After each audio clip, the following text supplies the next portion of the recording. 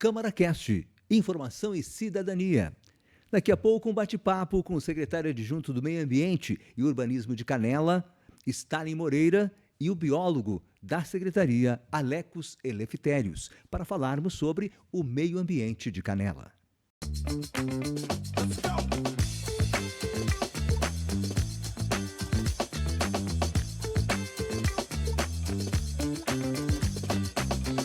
Canela mais verde, impacto de vizinhança, mudanças climáticas, normativa de compensação ambiental. Estes e outros assuntos nós vamos tratar agora com os nossos convidados, o secretário adjunto do Meio Ambiente e Urbanismo, Stalin Moreira, o biólogo da Secretaria, Alecos Eleftherios, com a participação do nosso vereador Nene Abreu, do MDB. Sejam bem-vindos ao nosso CâmaraCast. Secretário adjunto, Stalin. Boa tarde, Braulio. Boa tarde, vereador. Boa tarde, Alecos, a todos aqueles que nos ouvem. Então, é sempre um privilégio estar aqui discutindo, conversando, participando e apresentando as informações para a comunidade, aquilo que nós estamos desenvolvendo na Secretaria. E essa discussão é fundamental. Então, ficamos muito felizes com o convite e estamos aqui abertos para toda a discussão possível. Nós que ficamos felizes com a vida de vocês, biólogo Alecos. Queria agradecer também, pessoal, pelo espaço para a gente falar um pouco do trabalho que a gente tem feito na Secretaria do Meio Ambiente. Obrigado pela vinda aqui ao nosso CâmaraCast. Vereador Nene. Bom, boa tarde, Braulio, Alex, Stalin. É um prazer estar aqui de novo e vamos fazer uma entrevista legal, vamos fazer a coisa andar.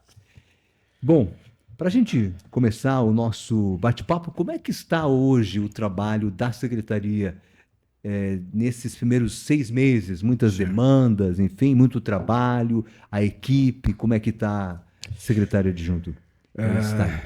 Braulio, eu vou começar com... Nós herdamos muitos problemas. E estamos organizando isso com uma infinidade de ações normativas que nós estamos desenvolvendo e com uma parceria entre todas as secretarias. Então, a proposta é: as secretarias trabalham em prol da comunidade. Então, é uma prefeitura só. Então, existe, dentro da nossa gestão compartilhada, que é uma proposta que eu e o Froze começamos a pensar lá em dezembro, quando fomos convidados, justamente construir um mecanismo que tornasse os processos de licenciamento ambiental muito mais eficientes nessas questões. Então, hoje nós temos uma equipe técnica extremamente coesa, que trabalha de uma maneira muito mais célere. Então, nós damos andamento aos processos.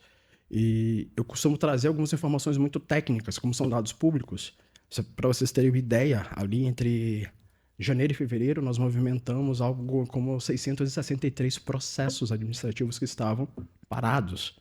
Então, a gente está falando de um histórico que veio se arrastando e conseguimos dar uma certa celeridade neste quesito. Então, nós estamos ordenando corretamente, legalmente, a parte de licenciamento dos projetos, dos novos empreendimentos da cidade, aqueles que estavam ali em um limbo técnico. A gente também deu uma celeridade e hoje, graças à equipe, essa gestão compartilhada, é de longe o melhor caminho que nós escolhemos e está dando muito certo.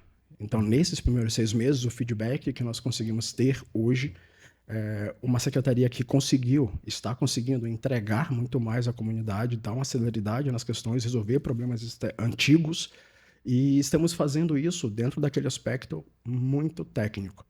O secretário Froze tem uma frase que eu particularmente gosto muito, eu falei até mais cedo aqui, que é: o secretário não tem opinião de secretário é lei. Então, se existem leis, existem regimentos para isso, por que não fazê-lo corretamente? Então, de um modo geral, respondendo ao seu questionamento, nesses últimos 6 meses a gente tem apresentado, devolvido de uma maneira muito mais célere, muito mais eficiente, aqueles processos e processos de licenciamento de um modo geral. Certo. Vereador Nene. Bom, para começar, em fevereiro eu fiz uma indicação. Fiquei feliz para a Secretaria ter ouvido, né, uma normativa das construções unifamiliares, né? Hoje, com a compensação, ela era onerosa, né, para as pessoas mais de baixa renda, né? E eu queria ver com eles se ela já está valendo, se o pessoal já pode procurar ou falta algum trâmite ainda.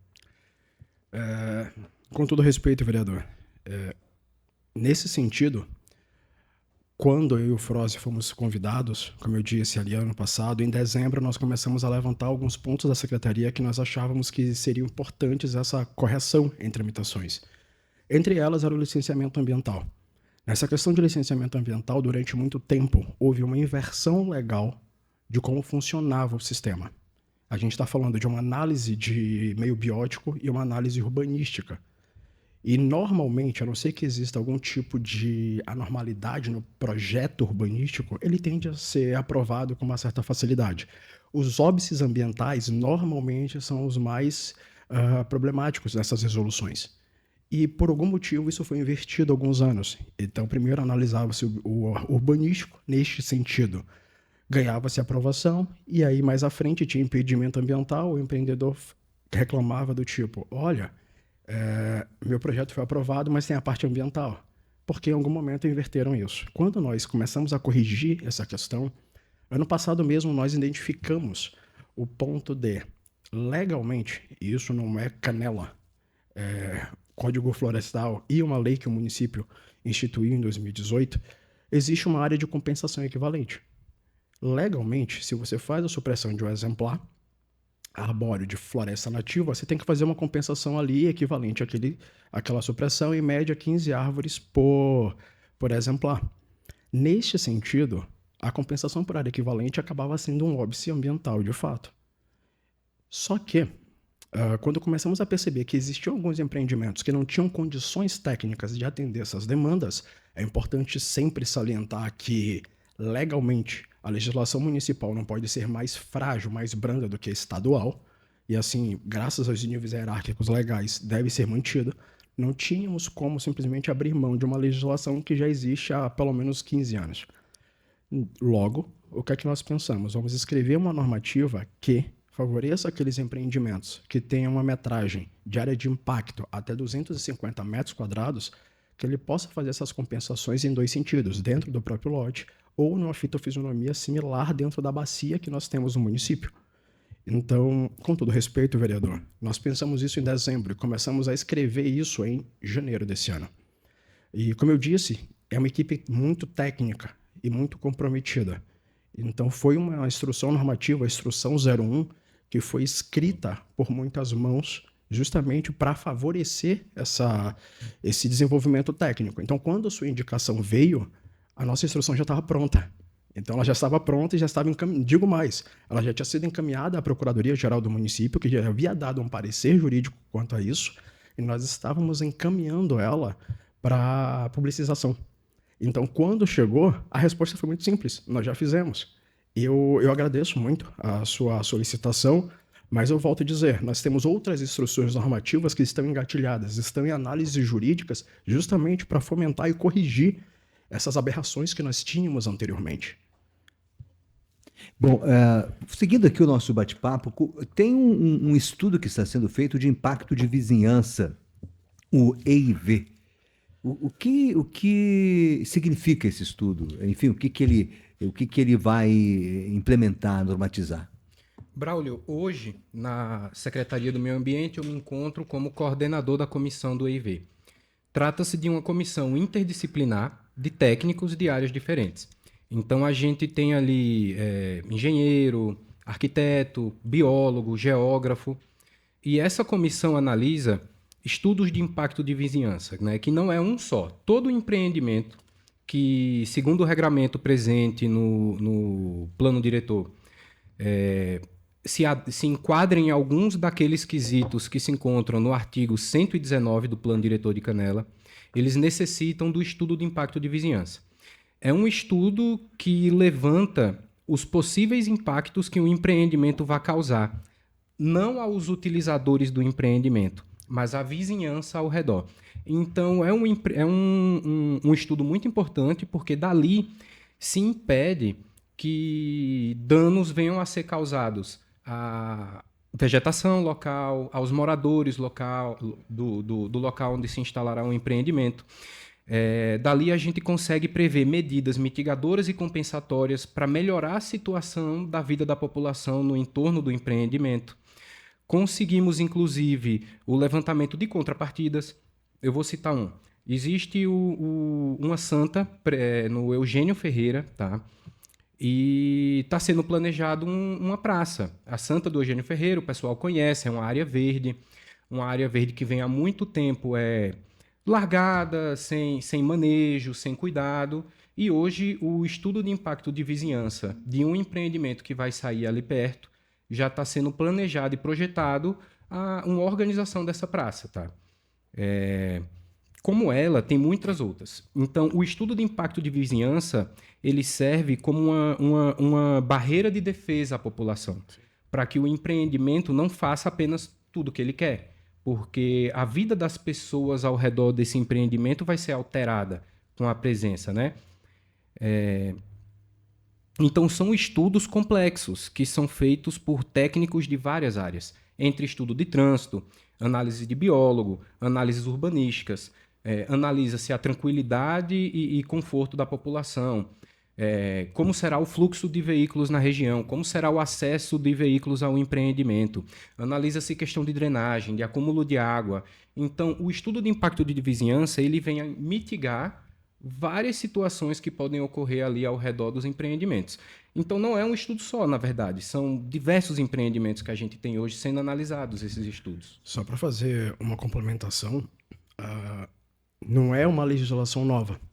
Ela tem 24 anos. Então, ela foi emitida em 2001. Nesse sentido, ela precisava de alguns regramentos. Então, não é algo novo. Era algo que já existia, só que nunca havia tomado ou tinha sido constituído da maneira que foi agora. Como o Alecos disse, ele é o responsável por essa comissão. No começo da gestão, ele disse, eu quero assumir isso. E graças a isso, hoje nós temos um decreto na cidade que constrói um regimento de análise técnica, de porcentagem relacionada às medidas mitigadoras, compensatórias, à pecúnia. Então hoje, graças à comissão que foi feita, nós temos um decreto que consegue regir corretamente aquilo que a lei tinha feito lá atrás. Outro ponto, Braulio, importante para comentar do decreto, tá? O que é que ocorria antes em Canela? Quando se solicitava medidas mitigadoras ou compensatórias ou contrapartidas, não haviam métricas para determinar esses valores, né? Então, hoje, o regramento foi construído junto da comissão, nós construímos todos juntos, desde do começo do ano que a gente vem trabalhando nesse decreto, analisamos decretos semelhantes de outros municípios, como, por exemplo, Curitiba, que é um dos municípios que tem a melhor situação urbanística do país, Londrina, Porto Alegre, Gramado, Caxias do Sul, Novo Hamburgo. Então, nós analisamos decretos semelhantes e pegamos o que era adequado à Canela, o que funcionava para a nossa região. E essas métricas elas vão gerar isonomia aos empreendedores, ou seja, não é bom apenas para o poder público e o município trabalhar. Dá uma segurança jurídica, tanto para o município solicitar as coisas, quanto uma segurança ao empreendedor, que ele sabe que o que ele vai ter que levantar de medidas compensatórias, mitigadoras e contrapartidas tem uma relação com o grau de impacto que o empreendimento dele vai causar. E antes não era assim, né? O pessoal, essas medidas iam sendo solicitadas de forma um pouco aleatória. Essas métricas, elas vão dar segurança tanto para o empreendedor quanto para o poder público. Nesse sentido, a gente consegue um planejamento urbano muito mais estruturado, porque a gente consegue mensurar o impacto pontual, médio e a longo prazo. Sim, eu até essa pergunta tinha notado, Braulio. Qual é o critério que tu usa para essas contrapartidas? É a obra próxima à área que tem que ser preservada ou recuperada? Qual é o critério que é usado, Alex? Tá, vamos lá. Hoje, diante do decreto 10.704 e o 10.723 de 2025, dentro desse decreto que a gente desenvolveu com a equipe técnica, né, os valores são baseados no grau de impacto do empreendimento. E esse grau de impacto do empreendimento é baseado no zoneamento onde o empreendimento vai ser instaurado. Então, se é um empreendimento de uso condicionado, então o grau de impacto é maior, porque já não era permitido pelo zoneamento, ele foi condicionado. Então, há uma tabela, vereador, tá? Há uma tabela e existem fórmulas matemáticas dentro do decreto, no qual todos os empreendedores vão enquadrar o seu empreendimento naquela tabela presente. Ali eles vão tirar o grau de impacto e vão realizar o cálculo baseado no valor do empreendimento. Então, isso gera uma proporcionalidade para cada empreendedor e para cada empreendimento, em que um empreendimento grande, mais caro, vai pagar valores maiores e empreendimentos menores vão pagar valores menores. Sim, sim. Essa pergunta eu tinha separado para fazer. No plano diretor que está em análise, ele vai ter alguma mudança na condição ambiental ou não tem novidades nenhuma? Ele tem muitas novidades, o plano diretor novo, tá? Eu acho que o Stalin vai falar um pouco também. Na verdade, eu ia perguntar, para você tentar especificar um pouco mais o que seriam essas novidades. Porque a gente está falando ali de expansão da área urbana do município, então existe uma projeção para expansão disso. Área industrial. Uma análise do distrito industrial de uma maneira um pouco mais mista, pode ser uma proposta também, é uma novidade. Sim. Mas quando você me questiona na parte ambiental, em que sentido especificamente? Mais na liberação, né? Na liberação de áreas, né? Mas na liberação de áreas para licenciamento... tipo um exemplo, onde é área rural. Tá. Ela vai passar a ser área urbana. Não. Nesse caso, seria expansão urbana do município, a área de expansão. De fato, existe uma projeção para alguns pontos específicos que a empresa, a FLE, que está fazendo o nosso plano diretor, ela fez as proposições, algumas foram aceitas, outras a gente discutiu, mas, de um modo geral, no próprio mapa, que está disponível no site da prefeitura, existem já os mapas de ampliação da zona urbana. Então, a gente não pode esperar que no meio da zona urbana construa-se, por exemplo, no meio da zona rural, construa-se um núcleo urbano. Para a gente poder fazer isso em um futuro, a gente tem que pensar no planejamento urbano. A gente tem que falar em asfaltamento, em rede de drenagem, de esgoto, coleta de resíduo, e tudo isso onera os cofres públicos. Então, a gente não pode pensar que eu vou cortar metade da nossa zona rural e transformar ela em zona urbana do dia para a noite. Não. É uma discussão a longo prazo, porque a gente tem que considerar algumas outras condições. Nossa cidade tem características edafoclimáticas muito pontuais. As condições de solo, de relevo, elas precisam ser analisadas ponto a ponto, principalmente nas áreas de expansão. A gente tem zonas rurais hoje que são zonas de risco. A gente não pode pensar hoje na transformação dessa zona rural em toda uma zona urbana sem um planejamento adequado. E isso não se faz do dia para a noite. Então, se a nossa proposta é construir um planejamento urbano, ele precisa ser pensado e paulatinamente ser construído isso. Nossa cidade vai estar crescendo, então ela precisa de um crescimento planejado, para não fazer como Gramado, que inchou. E agora ela vai sofrer consequências relacionadas a isso. Sim. Nós hoje temos um problema de ausência de planejamento urbano muito severo. E nós estamos corrigindo isso agora. O decreto de EIV é justamente isso. Isso aqui dá um suporte para planejamento urbano absurdo. O novo plano diretor, com expansão urbana, corredor ecológico, arborização adequada, é um outro plano de construção de uma urbanização mais adequada. É muito comum as pessoas utilizarem Curitiba como exemplo máximo de coleta de resíduos, de urbanização, de planejamento. Apesar de existirem muitas falhas, hoje ela já perdeu esse título, nós podemos fazer isso na nossa cidade. Nós estamos fazendo isso na nossa cidade. Mas isso, a gente só tem 6 meses. Mas tem novidades no plano? Tem. Todos eles já estão disponíveis no site da prefeitura. Então, o plano de saneamento, o plano de diretor. Estamos agora concluindo alguns termos de referência para novos planos. Mobilidade da zona rural, da utilização da zona rural em alguns aspectos. Então, sim, tem algumas novidades boas. Só fazer um comentário aqui. Expansão da malha urbana, vereador, é uma coisa muito complicada. Não é uma coisa simples. Não é uma coisa que, assim, uma área vai sofrer uma expansão da malha urbana porque foi decidido do dia para a noite que sim, porque queremos. Expansão da malha urbana, ela traz diversas novidades para a região. Um fluxo maior de pessoas, um fluxo maior de carros, arruamentos, casas, supressão de vegetação. E não está sendo dito que não vai acontecer. Eu ia falar sem considerar aqueles pontos que eu trouxe, que da mobilidade urbana. Então, quem está morando lá vai ter que ter transporte público de qualidade. Eu tenho que ter uma drenagem adequada. Tá, de lá para o ponto o posto de saúde mais próximo, para o hospital, vai ficar distante? Vai. Então, precisa de um ponto lá. Eu preciso de uma unidade básica de saúde nesse lugar. Eu preciso de escolas adequadas. Então, tudo isso gera um custo de planejamento. Porque o custo financeiro vai ser astronômico, isso é um fato. Mas de planejamento, e não é uma pessoa que se faz, é um estudo técnico. Isso precisa de tempo. Era isso que eu ia comentar. isso. A expansão urbana ela vem na necessidade de muitos estudos técnicos que corroborem. Então, os estudos técnicos vão gerar resultados que vão apontar onde é possível a expansão de malha urbana e por quê. Assim, e hoje, na nossa cidade, nós temos muitas áreas dentro da zona urbana que pode ser aproveitadas de uma maneira mais eficiente.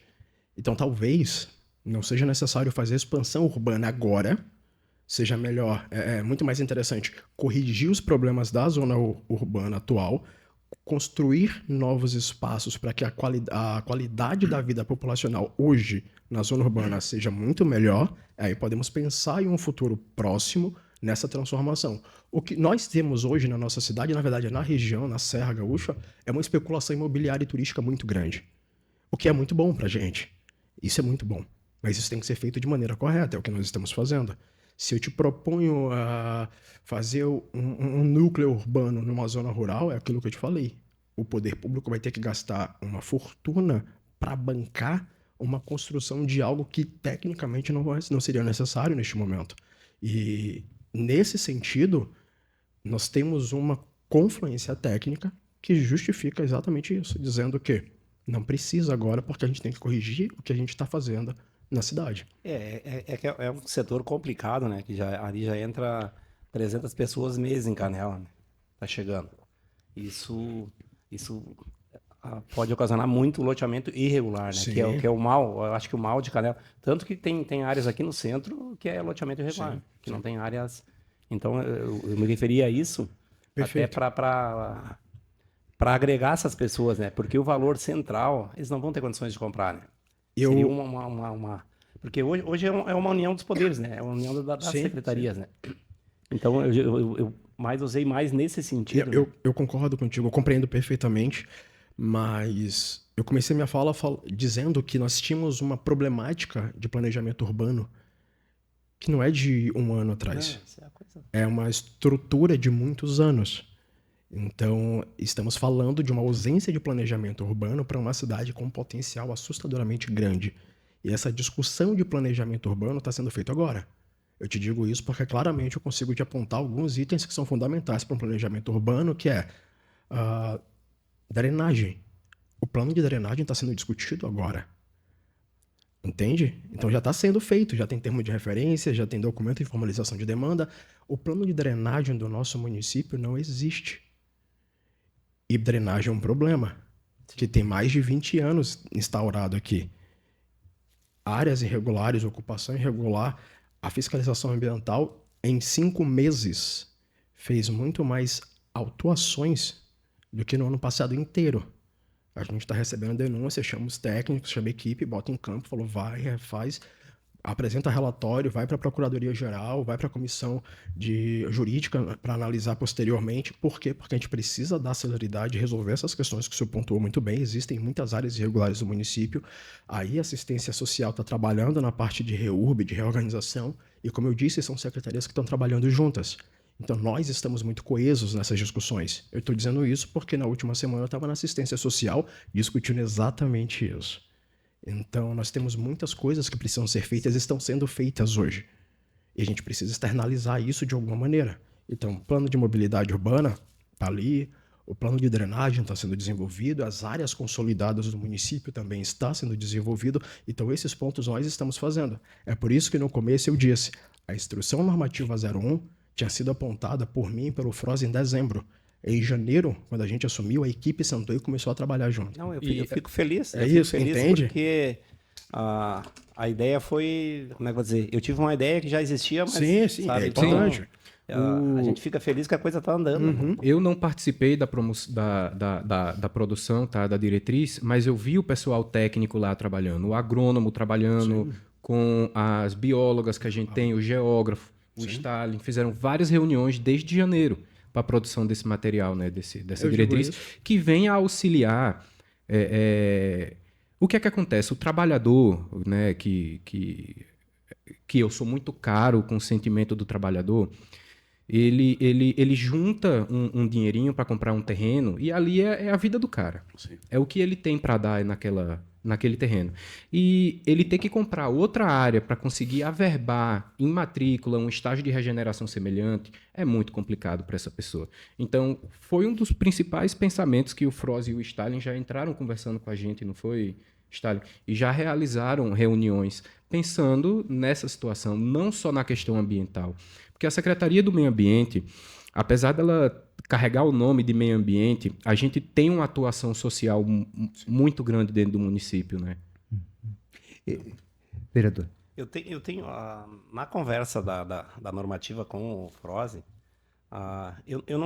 ficou vaga aquela vez, eu não lembro certinho. Eu acho que tinha uma compensação do pessoal da Van, que eles iam fazer o mapeamento das áreas degradadas que tinha em Canela. Eu não sei se isso que eles tinham feito mal. Não, e tem que refazer uma coisa assim. O que a Van fez é o plano de arborização do município. Plano de arborização, isso. Quando eles apresentaram esse plano, nós, com o Condema, analisamos isso. Eu digo isso porque eu sou do Condema, então eu também participei dessa análise anos atrás. Identificamos diferentes vícios dentro do processo. E, nesse sentido, nós enviamos de volta para fazer as adequações. Eles mandaram novamente, então nós estamos com um plano de arborização do nosso município ali. Nós estamos com uma equipe já, a comissão analisando isso, tanto do Condema quanto da Secretaria de Meio Ambiente, para depois disso termos um parecer, apresentarmos isso ao plano diretor, porque tem que existir uma confluência de arborização com aquilo que está sendo proposto.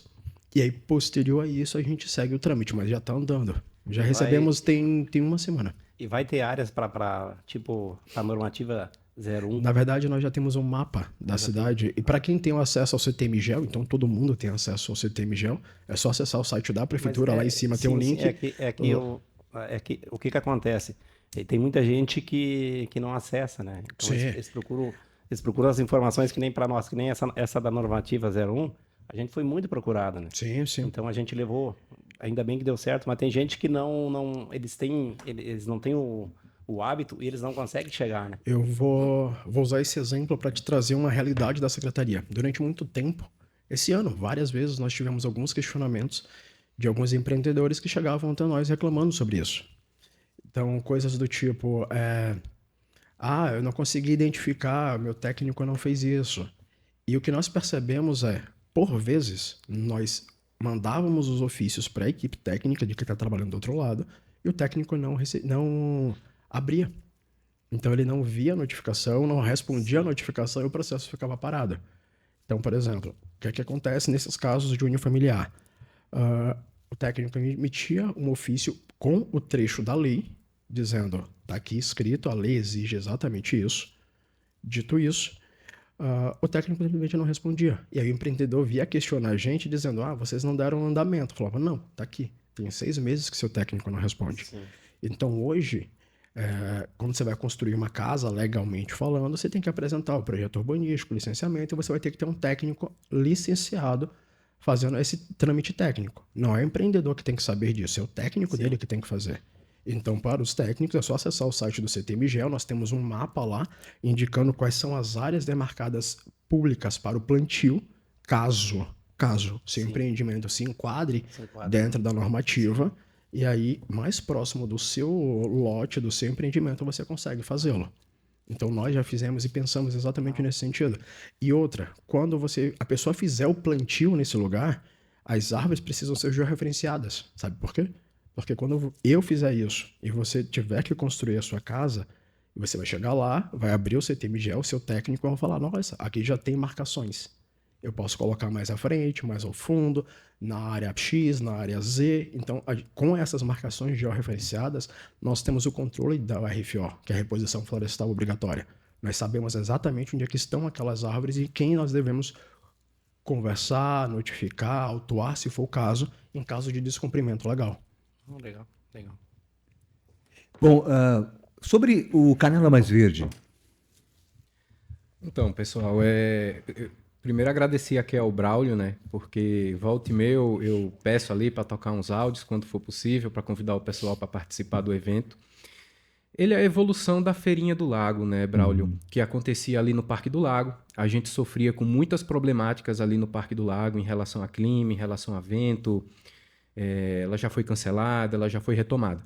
E agora nos veio a proposta, tá, de realizar a feira no centro de feiras. Agora, inclusive, eu queria convidar o pessoal que esteja assistindo aqui o evento, tá, a entrevista, que a gente vai fazer uma edição especial agora na Festa da Colônia. Foi um convite do pessoal do turismo, que eu faço um agradecimento aqui a eles também, por terem nos convidado para participar desse evento junto da Festa da Colônia. A gente vai ter ali a coleta de lixo eletrônico, a adoção dos cachorrinhos do Sempra, a doação de composto orgânico, de mudas. Então, o conceito da Feira do Lago, porém, a gente ampliou, melhorou um pouco. Agora temos um pula-pula para a criançada brincar, temos um espaço kids com impressões de fauna, de flora, para que eles desenhem, pintem. Então fica o convite aqui para o pessoal também. Dia 12 agora, das 2 horas até as 18 horas, na Festa da Colônia, vai estar acontecendo a Canela Mais Verde. Que bacana. Uma coisa que o Alex falou no começo é que a Secretaria de Meio Ambiente e Urbanismo ela tem que ir além da discussão de licenciamento ambiental. É um processo socioambiental. E a feira, a Canela Mais Verde, ela tem esse papel, porque a educação ambiental ela pode ser discutida em diferentes âmbitos, tanto na educação formal, aquela que a gente consegue fazer em sala de aula, como educador ambiental especialista na área, quanto a não formal. Uma coisa que é fundamental nessa discussão da educação ambiental é que ela tem uma aplicabilidade. A feira Canela Mais Verde, ela mostra isso.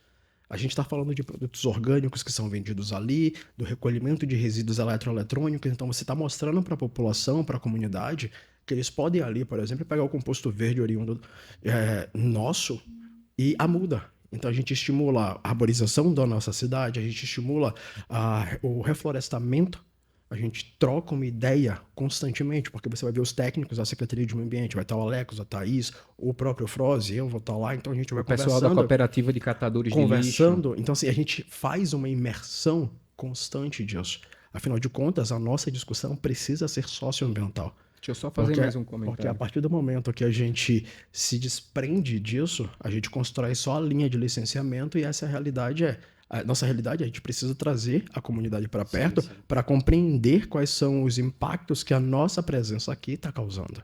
E o mais interessante da Feira Canela Mais Verde que a gente nota, tá? Essa nova fase, é que há uma variedade de pessoas muito interessante. E isso é uma coisa que é uma das coisas que eu mais gosto do evento. Vai todo tipo de gente lá, vereador. Tá? A gente encontra ali o pessoal fitness que faz exercício, o pessoal que gosta de animais, de cachorro, o pessoal mais hippie, o pessoal que vai ali para conversar, tirar uma dúvida da questão técnica. Então tem todo tipo de morador do município, gente com uma situação financeira melhor, gente com uma situação financeira mais simples.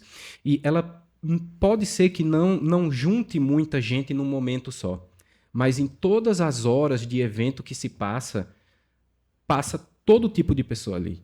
E essas pessoas interagem umas com as outras e é muito bonito de ver. Né? Grupos diferentes, nichos diferentes, tribos diferentes da sociedade de Canela, juntos em torno de uma causa socioambiental.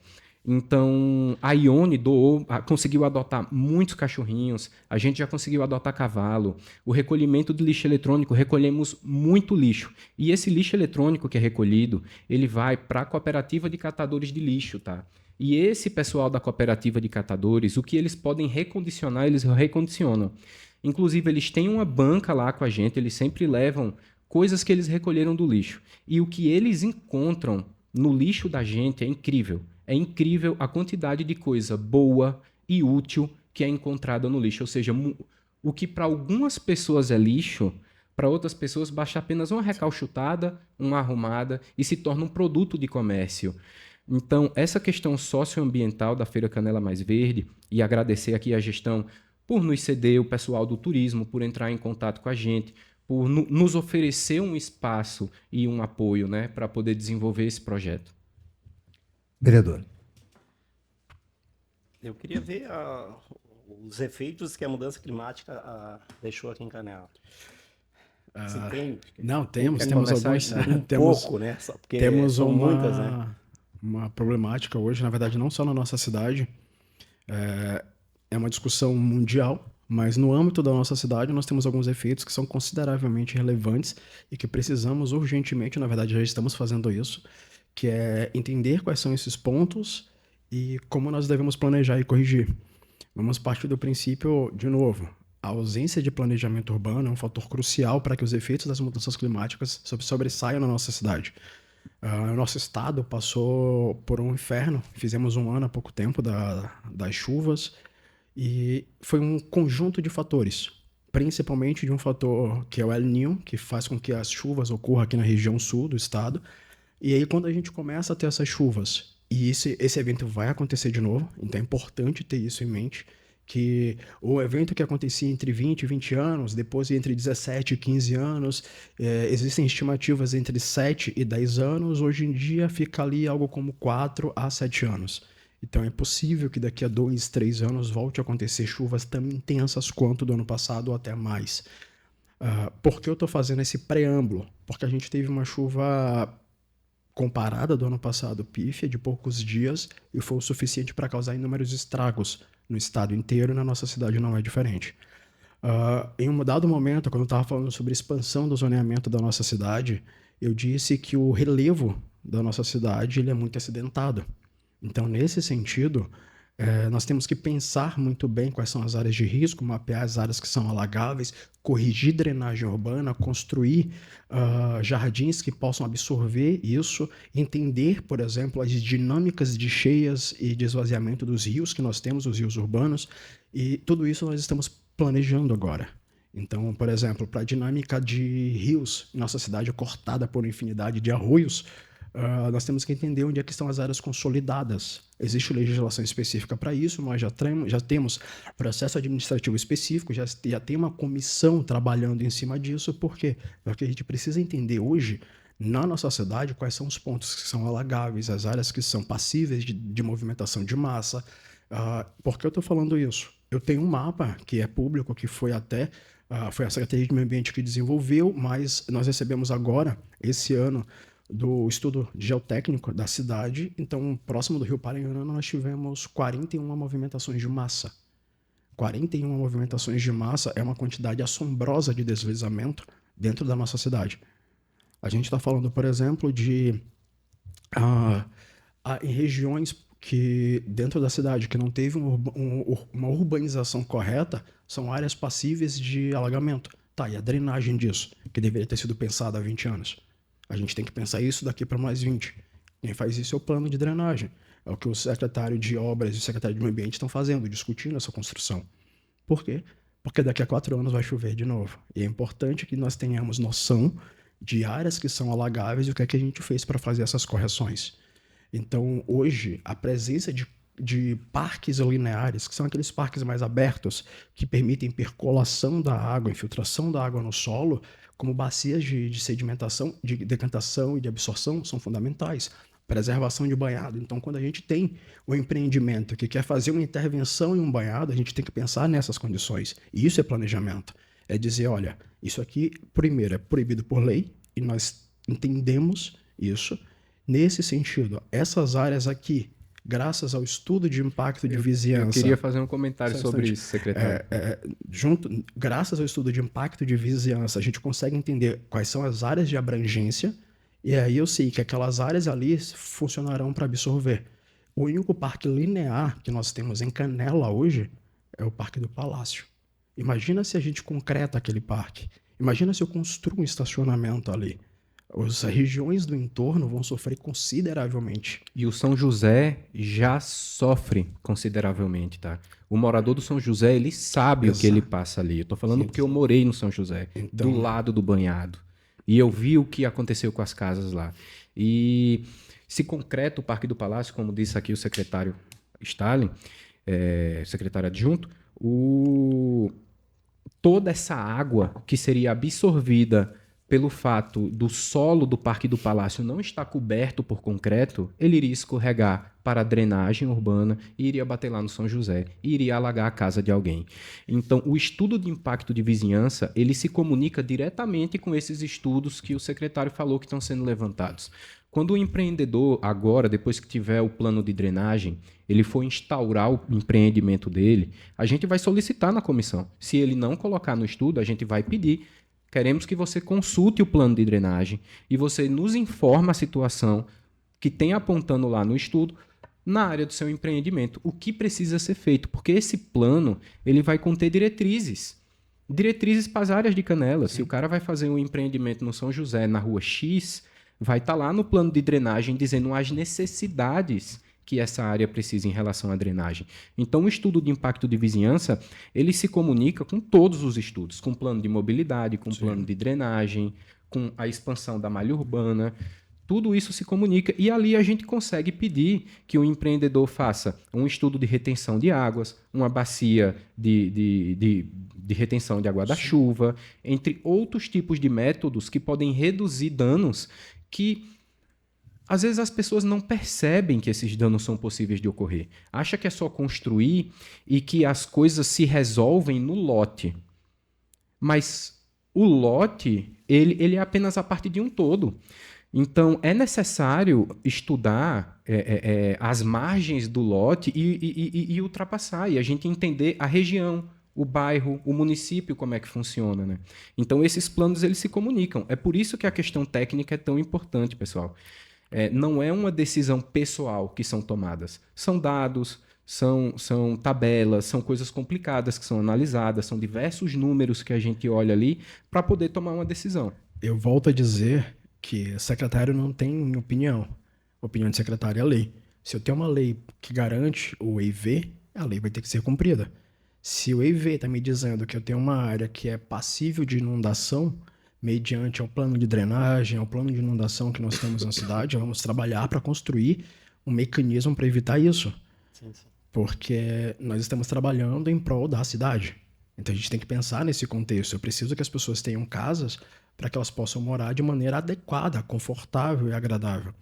Então, quando a gente pensa, por exemplo, em áreas que são passíveis de deslizamento, eu não posso construir um empreendimento onde a drenagem do empreendimento vai cair naquela área de risco, porque as famílias que estão embaixo, estão próximas, em algum momento, graças àquele solo que foi encharcado pelo aquele condomínio que nós liberamos lá em cima, aquele solo vai ceder e vai cair lá embaixo.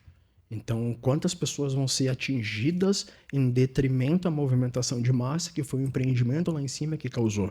E isso é estudo. Então, não são discussões que partem de opiniões, são discussões técnicas. Sim. E eu posso te falar, a equipe da Secretaria de Meio Ambiente é muito técnica nesse sentido. Então, pouquíssimas vezes, tem 2 biólogos hoje à frente da Secretaria, o Carlos Froz e eu. Então, as nossas discussões permanecem dentro desse aspecto. E hoje eu posso te falar que o pensamento é o planejamento urbano integrado, onde as secretarias possam discutir a urbanização da maneira mais adequada possível, a arborização da melhor maneira possível, drenagem da melhor maneira possível. Então, assim, são discussões que, como eu disse, são técnicas. E essa influência das mudanças climáticas precisam ser pontuadas nesse sentido.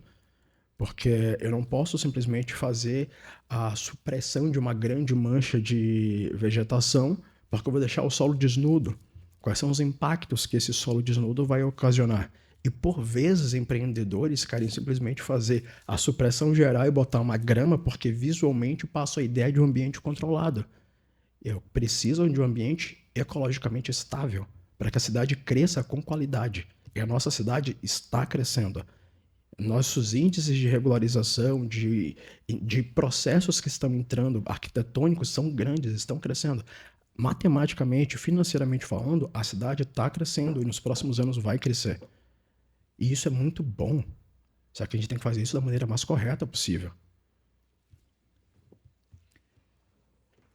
Era isso então?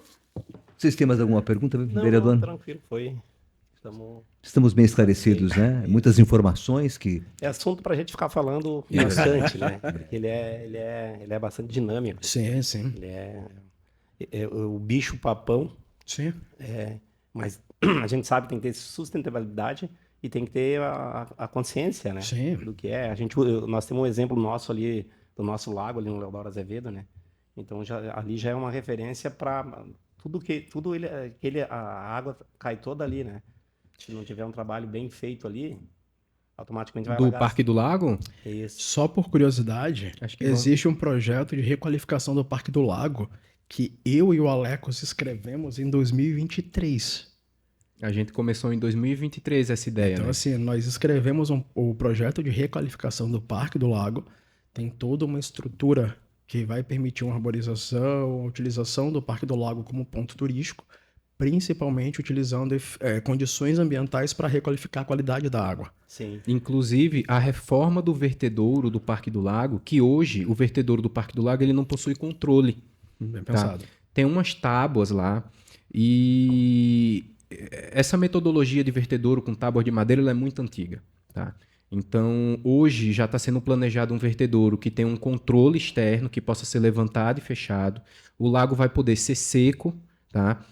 E quando tiver chuvas, isso previamente, a gente vai previamente perceber que vão haver chuvas, vai ser reduzido o nível do lago, para quando tiver chuvas, o lago reter a água, que essa é a função original do lago, pensada há muitos anos atrás e nunca foi feita. Então, isso vai ser implementado, isso já está em debate. Uma coisa que vai ser fundamental nessa discussão é que isso não vai custar dinheiro público, porque está sendo pelo EIV. Pelo EIV. Então essa é a questão. foi necessária a construção do decreto para tirar o projeto de 2 anos atrás do papel. Então ele está começando a andar agora, graças à comissão de EIV. Inclusive, a gente encontra ali na praça do Leodoro, ali da quadra, né, que é um pouco acima do lago, tem uma nascente lá. Tá? Então, o lago ele é alimentado por diversas nascentes. E essas nascentes são água limpa. O problema é que o município não há drenagem por falta de planejamento, né, de muitos anos. E ele é basicamente fossa, filtro e sumidouro, o bairro. E como todas as cidades serranas elas possuem uma laje muito próxima, tá?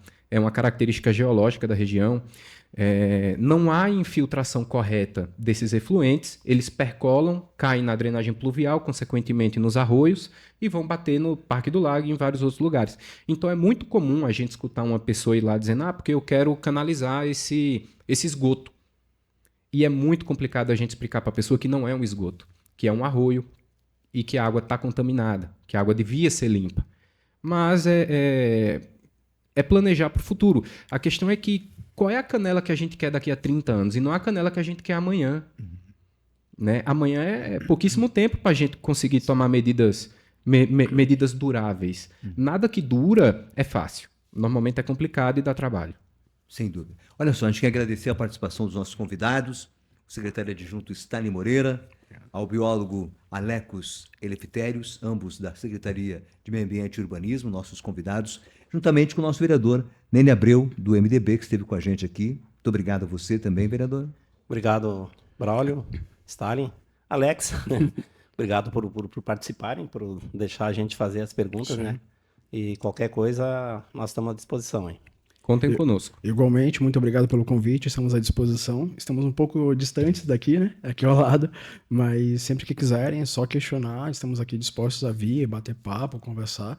Podem ir lá também. Até porque nós somos servidores, né, pessoal? Exatamente. A gente está aqui para servir o povo. Exatamente. Obrigado a vocês, então. Muito obrigado. Um abraço a todos e até o nosso próximo CâmaraCast.